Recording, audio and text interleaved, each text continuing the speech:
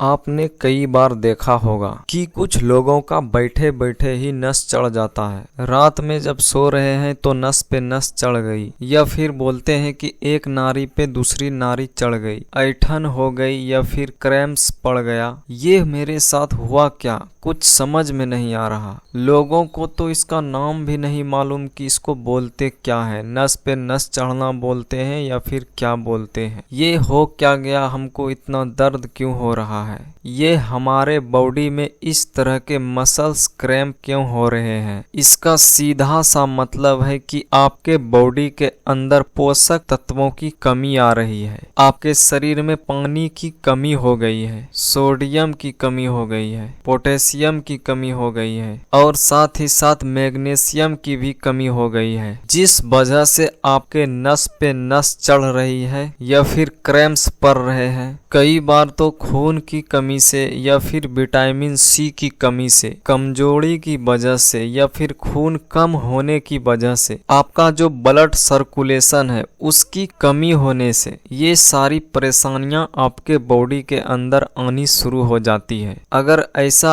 आपके बॉडी के साथ भी हो रहा है तो आप ये समझ लें कि आप जो चीज खा रहे हैं उससे आपको पूरी तरह से एनर्जी नहीं मिल पा रही है, या फिर आप सही से खाना नहीं खा रहे हैं, या फिर वैसा खाना नहीं खा रहे हैं जैसा आपका बॉडी को चाहिए। अगर आप सही भोजन खा भी रहे हैं तो शायद आपके शरीर के अंदर वो न्यूट्रिशन को नहीं निकाल पा रहा है, जो खाने के अंदर है वो चीज को सही से एब्जॉर्ब नहीं कर पा रहा है। जो शक्ति, जो ताकत उस भोजन से आपको मिलना चाहिए वो नहीं मिल रही है, बहुत ही कम मिल रही है। और कई बार मैग्नीशियम की कमी होने से भी ये चीज होना शुरू हो जाती है। अगर आप इस चीज को, इस समस्या को ठीक करना चाहते हैं तो आप ऐसा खाना खाएं जिसके अंदर विटामिन और मिनरल्स का भंडार हो, जिससे आपके अंदर पूरी ताकत आए। अब उदाहरण के तौर पर जैसे ड्राई फ्रूट्स हो गया,